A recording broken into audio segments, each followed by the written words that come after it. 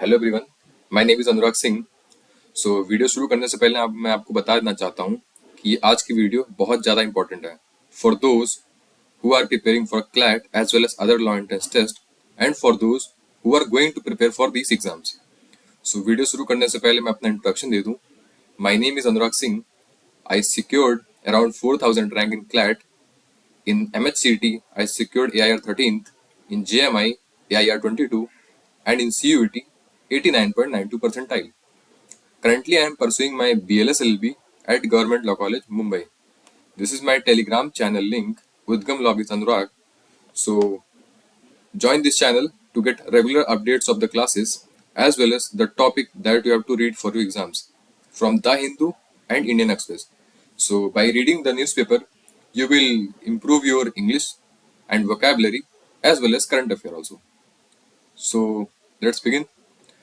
So, we will discuss CLAT as well as other law entrance test question paper pattern.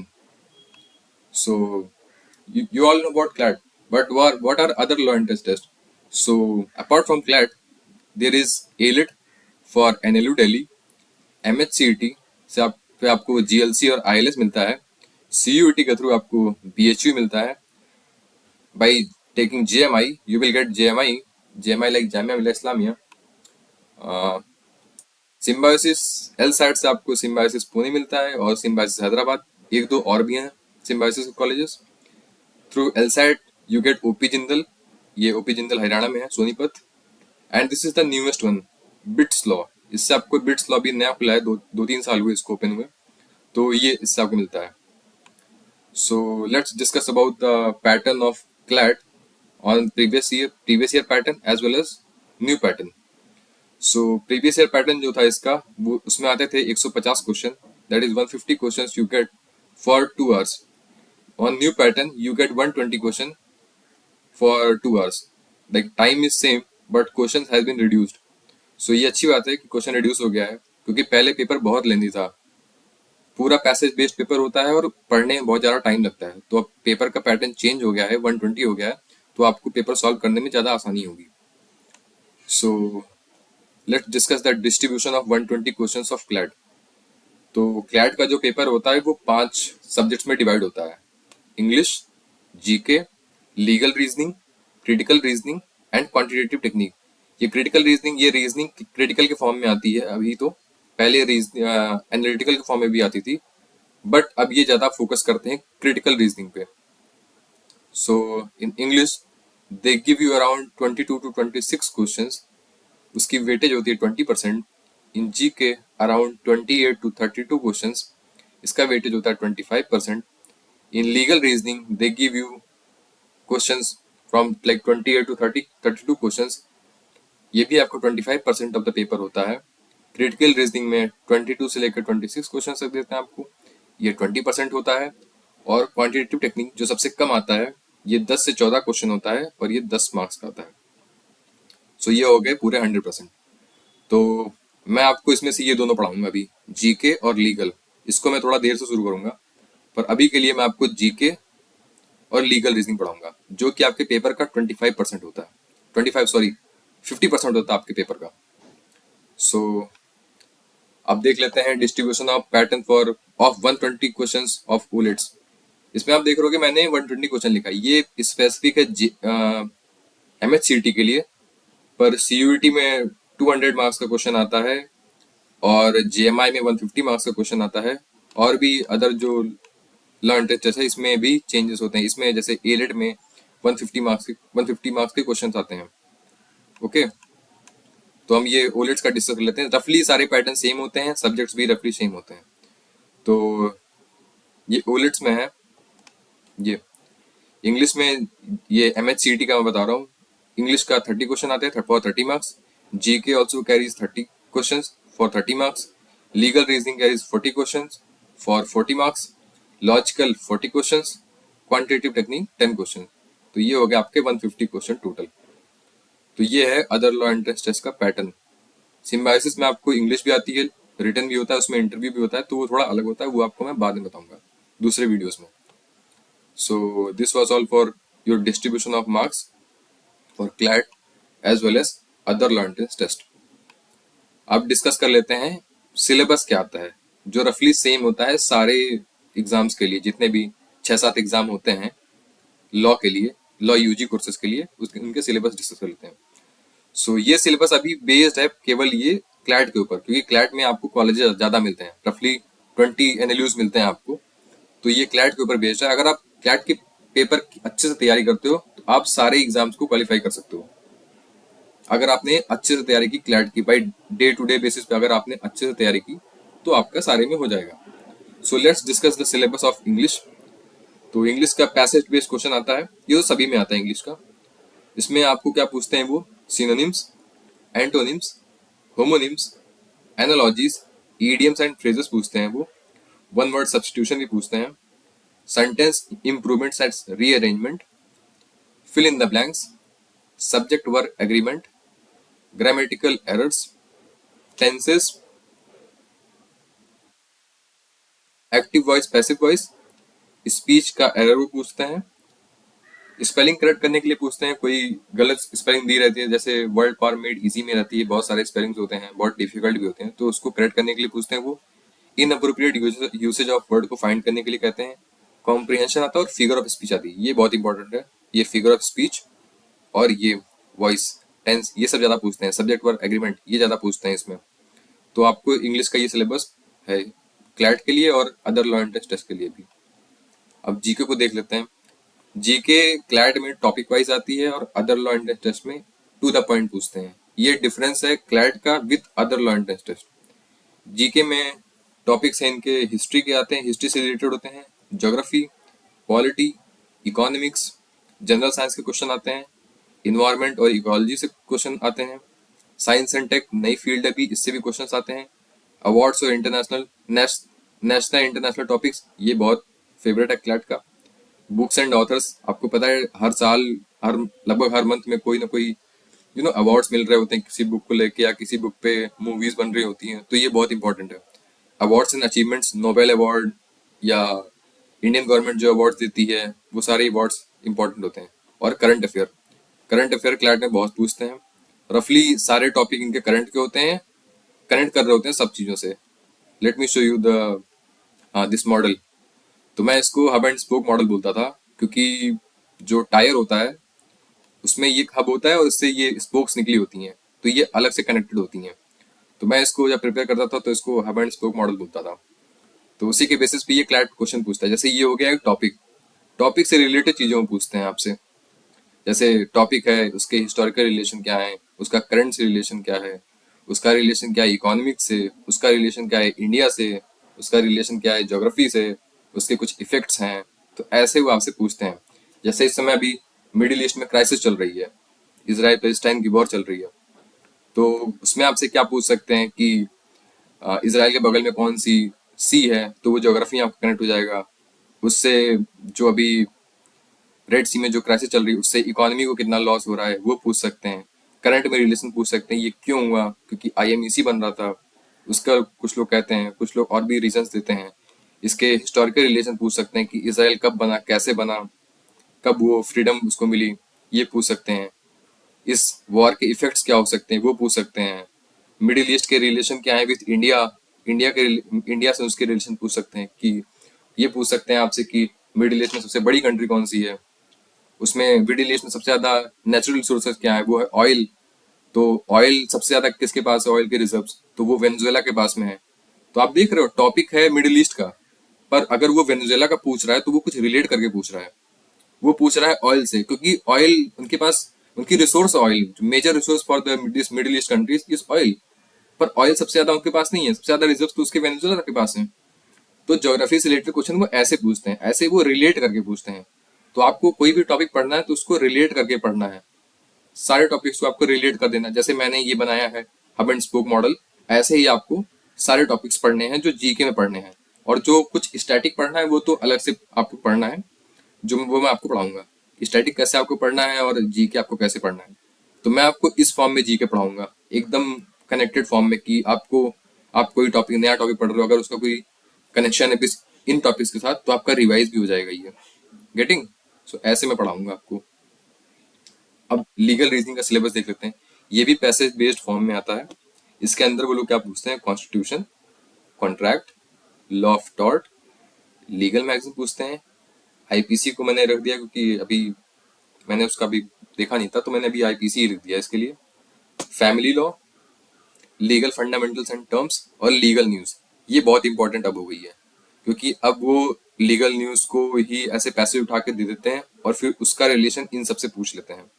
अभी कोई नया topic, कोई contract form हुआ या कोई एडीआर के थ्रू कोई चीज रिजॉल्व की गई है, तो उसके थ्रू आपको ये रिलेट करके पूछ लेते हैं। या कोई अभी नया लॉ आया है, वो कॉन्स्टिट्यूशन को वायलेट कर रहा है या कुछ कर रहा है, तो उससे रिलेटेड आपको पूछ सकते हैं। ओके, सो ये सारी चीजें आती हैं आपको लीगल रीजनिंग में। क्रिटिकल रीजनिंग में पैसेज बेस्ड आपकी क्रिटिकल रीजनिंग होती है। तो इसमें ये बहुत कुछ लोगों को बहुत टफ लगता है ये। तो इसमें पूछते क्या क्या है वो लोग, आर्गुमेंट्स, अजम्पशंस, प्रीमिस, रीजन या रीजनिंग पूछ सकते हो आप, कंक्लूजन पूछ सकते हैं आपको, जैसे कुछ प्रीमिस दिया रहा है उसके बेसिस पे आपको कंक्लूजन निकालना है, या स्टेटमेंट एक्शन फॉर्म में रहेगा। स्ट्रेंथनिंग और वीकनिंग, एक आर्गुमेंट को आपको स्ट्रेंथन करना है या वीकन करना है, या फाइंड करना है कि कौन सा स्ट्रेंथन कर रहा है कौन सा वीकन कर रहा है। और ये होता है कि what author wants to write more, अगर प्रोसीड कर रहा है फर्दर तो उसमें ऑथर क्या लिखेगा, ऑथर की थिंकिंग, ये सारी चीजें इसमें आती हैं। बोल्ड फेस आता है, आपको इन्फ्रेंस निकालना होता है, आपको पैसेज दिया रहेगा उसमें से आपको इन्फ्रेंस निकालेगा कि ऑथर क्या इन्फर करना चाहता है। तो ये सारी चीजें क्रिटिकल रीजनिंग में आती हैं। ये 20% आपके पेपर का होता है। क्वांटिटेटिव टेक्निक, ये सबसे स्कोरिंग होता है, ये 10 मार्क्स का होता है, पर बहुत लोग सोचते हैं कि इसको छोड़ देंगे तो भी हो जाएगा, पर ऐसा नहीं होता। ये बहुत स्कोरिंग होता है आपकी क्लैट में। तो इसमें क्या आता है, आपकी 10th तक की आपकी मैथ आती है, अच्छे से आप उसको पढ़ लीजिए तो हो जाएगा आपको क्वांटिटेटिव टेक्निक। तो इसमें क्या क्या आता है, ये भी पैसेज बेस्ड होता है, इसमें भी कनेक्टेड होता है, पूरा पेपर पैसेज बेस्ड होता है। बस उसमें पैसेज दे देंगे, उसको कनेक्ट कर देंगे अलग अलग टाइप क्वेश्चन के साथ। तो इसमें आता है number system, fractional fraction and decimal, ratio and proportion, time and work, average, percentage, data interpretation DI, profit and loss, partnership, simple and compound interest ये आता है, permutation and combination, clocks and calendar, probability, pie chart, speed, distance and time. तो ये सारे आपके quantitative technique के topics हैं, इसके बाहर से वो पूछते भी नहीं है। और इसमें जो सबसे ज्यादा इंपॉर्टेंट है वो है ratio and proportion, time and work, speed, distance, ये परसेंटेज और एवरेज को कंबाइन करके वो पूछ लेते हैं। और ये सिंपल एंड कंपाउंड और ये प्रॉफिट एंड लॉस, ये कुछ ज्यादा इंपॉर्टेंट टॉपिक्स हैं इसमें से। वैसे तो सभी इंपॉर्टेंट है, पर मैंने आपको 5-6 जो ज्यादा इंपॉर्टेंट टॉपिक है वो आपको बता दिए हैं। तो ये है क्वांटिटेटिव टेक्निक का उनका सिलेबस। एनालिटिकल रीजनिंग ये और सारे एग्जाम्स में आती है, जैसे एलेट का हो गया, सीयूईटी में हो गया, जेएमआई में हो गया, तो उसमें एनालिटिकल रीजनिंग भी पूछते हैं। ठीक है, तो इसमें आ गया आपका number test, coding decoding, ranking, sitting arrangement, syllogism, direction and distance test, blood relation, analogy और शेयर ट्रेडिंग। तो ये सारे एनालिटिकल रीजनिंग के टॉपिक्स हैं जो आपको पढ़ने हैं, और मैं आपको ये भी बताऊंगा कि आपको ये पढ़ने कैसे और कहाँ कहाँ से पढ़ने हैं। सो वेट फॉर अ सेक।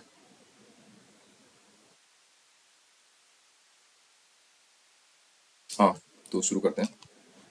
तो ways to crack crack CLAT and उलेट, तो आपको कैसे पढ़ना है। पहली चीज, प्रॉपर गाइडेंस। आपको प्रॉपर गाइडेंस मिलनी चाहिए, आप जिससे पढ़ रहे हो वो आपको अच्छी तरीके से गाइड कर रहा हो उस चीज के बारे में, कि कैसे आपको मॉक सॉल्व करना है, कैसे आपको टॉपिक्स को पढ़ना है, कैसे रिवीजन करना है, कैसे चीजें वो पढ़ाता है, इस पे डिपेंड करता है। ये फैकल्टी के ऊपर डिपेंड करता है कि वो कैसे आपको पढ़ाएगा। दूसरा चीज है कंसिस्टेंट हार्ड वर्क, ये आपकी तरफ से होगा। ये इसको आप अगर स्ट्रांग कर लेगा तो आपके सिलेक्शन के चांसेस बहुत ज्यादा हो जाते हैं, क्योंकि टीचर क्या है 1-2 घंटे पढ़ा देगा, उसके बाद सब कुछ आपके ऊपर रहेगा कि आप कैसे रिवाइज करते हो, कैसे आप उसको फिर से सॉल्व करते हो, ये सारी चीजें आपके ऊपर है। तीसरी चीज है डिवीजन ऑफ टाइम, आपको टाइम को डिवाइड करके पढ़ना है। ये नहीं कि मतलब मैं एक सब्जेक्ट मुझे अच्छा लगता है तो मैं उसी को लेकर बैठा रहूंगा, उसी को पढ़ूंगा। किसी को जीके में बहुत मजा आने लगा तो वो केवल जीके लेके पढ़ रहा है, ऐसे नहीं करना है। आपको सारे सब्जेक्ट्स को इक्वल टाइम देना है, सारे पिलर्स को, एक कोई चीज अगर ऊपर रखनी है तो उसके सारे पिलर जितने हैं सबके ऊपर बराबर टाइम दो, ताकि ये स्टेबल रहे पूरा, तभी आपका एंड में जाके अच्छा रिजल्ट आएगा। Okay, work on your weak subjects and give focus on strong strong syllabus और स्ट्रॉन्ग सब्जेक्ट। तो आपका जो वीक है उस पर आप ज्यादा फोकस दो, 1 घंटे की जगह 1.5 घंटे दो, और जो आपका स्ट्रांग है उसको आप वीक मत होने दो, उसको आप साथ में लेके चलो। गेटिंग? जैसे आपका क्रिटिकल रीजनिंग वीक है या आपका क्वांटिटेटिव टेक्निक वीक है, तो उस पर आप टाइम अपना बढ़ाओ। पर जो आपकी जो स्ट्रॉन्ग सिलेबस है, जीके हो गया, ये लीगल हो गया, उसमें अपना टाइम दो, पर उसको ऐसा नहीं कि उसको छोड़ देंगे केवल हम यही पढ़ेंगे अब। नहीं तो फिर वो धीरे धीरे वीक होने लगेगा अगर आप उसको रिवाइज नहीं करोगे या आप उसको प्रॉपर टाइम नहीं दोगे तो। और फिर है डेली क्लासेस। आपको डेली क्लासेस करनी, स्टार्टिंग में आपको 2-3 क्लासेस पर डे करनी है, उसके बाद आप अपना प्रैक्टिस करिए 1-2 घंटे। फिर लास्ट में जाते जाते फिर आपको डेली क्लासेस की ज़रूरत कम पड़ेगी, आपको रिवीजन ज़्यादा करना पड़ेगा। सो पहले आप क्लासेस ज़्यादा लीजिए और डेली प्रैक्टिस। ये क्लासेस के बाद आपको प्रैक्टिस करनी है। आप इंग्लिश पढ़े, आप एक ही टॉपिक प्रैक्टिस करिए स्टार्टिंग में, पर प्रैक्टिस करिए, धीरे धीरे अपनी प्रैक्टिस को इम्प्रूव करिए। क्लास एक ऐसा टाइम आएगा जब क्लासेस और प्रैक्टिस दोनों ऊपर जाएंगी। फिर उसके बाद क्या होगा, क्लासेस थोड़ी सी कम होंगी और प्रैक्टिस आपकी थोड़ी और पड़ेगी। तो आप ऐसे चीजों को करिए, एक अच्छे सीक्वेंस में चलिए, ताकि आपकी आपके ऊपर बर्डन भी ना आए, आपका सिलेबस भी हो जाए। गेटिंग? और मॉक सॉल्विंग, ये बहुत इंपॉर्टेंट है। आपको मॉक सॉल्व करना है, नंबर चाहे जितने हैं। आपके नंबर स्टार्टिंग में कम आएंगे, धीरे धीरे आपके ये नंबर बढ़ना शुरू होंगे। मॉक सॉल्विंग बहुत ज़्यादा इंपॉर्टेंट है। और उसके बाद आपकी मॉक एनालिसिस, ये बहुत ये इससे भी ज़्यादा इंपॉर्टेंट है। एनालिसिस करना तो उससे भी ज़्यादा इंपॉर्टेंट है। आप कुछ लोग क्या करते हैं कि मॉक सॉल्व कर लेंगे, एनालिसिस भूल जाएंगे कि एनालिसिस मैं बाद में कर लूंगा।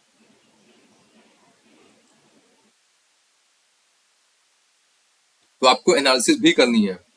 आपने मॉक सॉल्व किया मॉर्निंग में, आप इवनिंग में बैठिए, आप अपना ये एनालिसिस करिए प्रॉपर। और जितना टाइम आपने मॉक को पढ़ने में दिया था और सॉल्व करने दिया था, उस उतना ही या उससे थोड़ा ज़्यादा टाइम आप मॉक को एनालाइज करिए। कुछ बच्चे क्या करते हैं कि मॉक सॉल्व किए हैं, सुबह उन्होंने उनके दिमाग में है कि हाँ मैंने ये चीज़ें पढ़ी हैं, और एनालाइज करते टाइम में केवल आंसर देख लेते हैं। तो ऐसे नहीं करना आपको फिर से सारे पैसेजेस पढ़ने हैं, उसके बाद ही मॉक के आंसर्स देखने हैं। तो ऐसे करोगे तो आपकी जो मिस्टेक्स हैं, जो पैराग्राफ के अंदर से आपने नहीं देखा या कुछ किया है, तो वो आपको पता चल जाएंगी।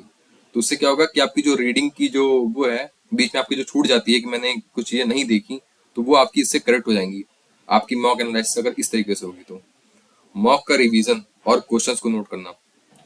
क्या कुछ बच्चे क्या करते हैं कि मॉक दे दिए, फिर भूल गए, फिर अगले हफ्ते दूसरा मॉक आ गया, फिर उसको दिए, फिर उसको भूल गए। आपको ये नहीं करना, आपको अपने मॉक को भी रिवाइज करना है डे टू डे बेसिस पे, या मतलब वीकली आपको अपने जो प्रीवियस मॉक है उनको आप रिवाइज करिए अच्छे तरीके से। मॉक के रिवीजन करने से क्या होगा कि जो टॉपिक क्लासेस में नहीं हुए हैं वो टॉपिक आपको पता रहेंगे। या ये इसकी बहुत अच्छी मतलब प्लस पॉइंट होता है मॉक को रिवाइज करने का। या अगर आप मॉक को रिवाइज नहीं करना चाहते हैं, तो आप जो मॉक के में क्वेश्चंस दिए रहते हैं, ये किसी एक जगह नोट कर लीजिए, ताकि आप उसको रिवाइज करिए। आपको रिवाइज करना है, ये फॉर श्योर है।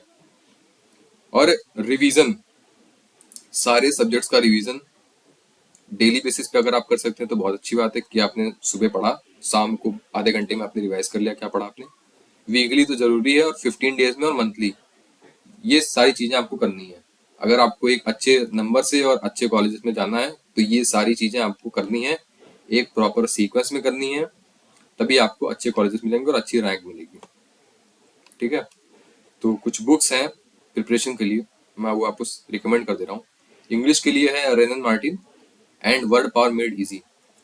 ये इससे आप अपनी ग्रामर को स्ट्रॉन्ग कर लेंगे और इससे आप अपनी वोकेबलरी को स्ट्रॉन्ग कर लेंगे। उसके बाद भी आपको क्लासेस की जरूरत पड़ेगी कुछ चीज़ों के लिए जो इस बुक में नहीं दी गई हैं, तो वो आप क्लासेस के थ्रू कवर कर लीजिएगा। स्टैटिक जी के लिए एक लूसेंट आती है, आप उसको खरीद लेंगे, उसमें से आप स्टैटिक के कुछ पार्ट्स पढ़ लेंगे जो मैं आपको बताऊंगा कि आपको यही केवल पढ़ने हैं। बाकी करंट के टॉपिक इसमें नहीं रहते हैं।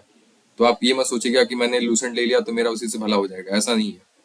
करंट के टॉपिक आपको क्लास से पता चलेंगे, न्यूज़पेपर से पता चलेंगे, और स्टैटिक के जो टॉपिक है वो आपको लूसेंट से पता चलेंगे। कभी कभी आप ये भी देखोगे कि जो करंट का टॉपिक है वो लूसेंट में दिए हुए टॉपिक से मैच कर रहा है, जैसे हिस्ट्री की कुछ चीजें आ जाती हैं, पराक्रम दिवस हो गया, गांधी जी के सत्याग्रह हो गया, आईएनसी के सेशंस हो गए। तो ये चीजें जब आपको करंट में पढ़ाया जाएगा तो आप इससे फिर अपना रिवीजन भी कर पाओगे उस तरीके से। लीगल की एक बुक आती है, यूनिवर्सल की एक बुक आती है सॉल्व करने के लिए लीगल रीजनिंग का, तो वो आप ले लीजिएगा, उससे आपको हेल्पफुल रहेगा। लॉजिक के लिए मैं आपको रिकमेंड करूंगा R S Agarwal for analytical, and M K Pandey for ये क्रिटिकल के लिए एम के पांडे, ये आर एस अग्रवाल में दोनों रहता है वैसे भी क्रिटिकल के लिए, पर आप ये एम के पांडे ले लेंगे तो आपकी थोड़ी प्रिपरेशन और अच्छी हो जाएगी। क्वांटिटेटिव टेक्निक के लिए आर एस अग्रवाल की बुक सफिशिएंट है। इसमें आप केवल इसके क्वांटिटेटिव टेक्निक में इस चैप्टर्स के केवल एग्जाम्पल लगा लेंगे, उससे भी बहुत ज़्यादा सफिशिएंट है। तो मैं आपको ये रिकमेंड नहीं करूंगा कि इसमें से आप क्वेश्चंस लगाइए, उसमें ज़्यादा आप टाइम दीजिए। बस आप इसके एग्जाम्पल्स लगा लीजिएगा, जितने चैप्टर्स हैं, जो इंपॉर्टेंट चैप्टर मैंने आपको बताए हैं, उसमें से आप अगर एग्जाम्पल लगा लेंगे तो आपका हो जाएगा। और जो बच्चे कहते हैं कि मेरे को क्वांटिटेटिव टेक्निक नहीं आती है या बहुत हार्ड लगता है पढ़ने में, उनके लिए भी यही सजेशन है कि आप एग्जाम्पल्स लगा लीजिए। पहले आप एग्जाम्पल देख लीजिए, उसके बाद आप लगाइए। फिर उसके बाद आप एक दो बार लगाएंगे तो आपको वो पता चल जाएगा कि किस मेथड से ये क्वेश्चंस पूछ रहे हैं, तो फिर आप उसकी मदद से आप एग्जाम में अच्छे नंबर ला सकते हैं। So this was all for your books. अब अब मैं कुछ बता देता हूँ अपनी तरफ say about my daily classes. तो मेरी जो डेली क्लासेस होंगी वो नेक्स्ट मंथ से शेड्यूल होंगी। अभी तो मैं बस वीडियोस बना रहा हूँ, अगले मंथ से मैं डेली क्लास लूंगा on current affair as well as legal reasoning. Legal की और करंट की मैं क्लास लूंगा और कुछ प्रैक्टिस सेशन लूंगा मैं। ये प्रैक्टिस सेशन ऐसा नहीं होगा केवल लीगल और करंट का होगा, इसमें मैं सारे पार्ट्स पूछूंगा, लाइक इंग्लिश भी पूछूंगा, जीके भी पूछूंगा, लीगल भी पूछूंगा, क्रिटिकल भी और क्वांट भी। तो ये इसमें पांचों सब्जेक्ट्स मैं इसमें पूछूंगा। क्लास होगी ये सैटरडे या संडे को होगी, उसमें मैं ये सारी चीजें आपकी प्रैक्टिस कराऊंगा। और तब तक के लिए अगर जब तक क्लास नहीं लग रही है, आप ये टेलीग्राम चैनल ज्वाइन कर लो। इसमें मैं डेली भेजता हूँ द हिंदू और इंडियन एक्सप्रेस के आर्टिकल्स या टॉपिक्स में भेजता हूँ आपको, जो आपको पढ़ने हैं। ये आपकी इंग्लिश, क्रिटिकल रीजनिंग और जीके, ये तीनों को आपके इम्प्रूव करेगा। तो आप इस चैनल को ज्वाइन कर लो। Okay, this was all for the video. Thank you and have a very nice day.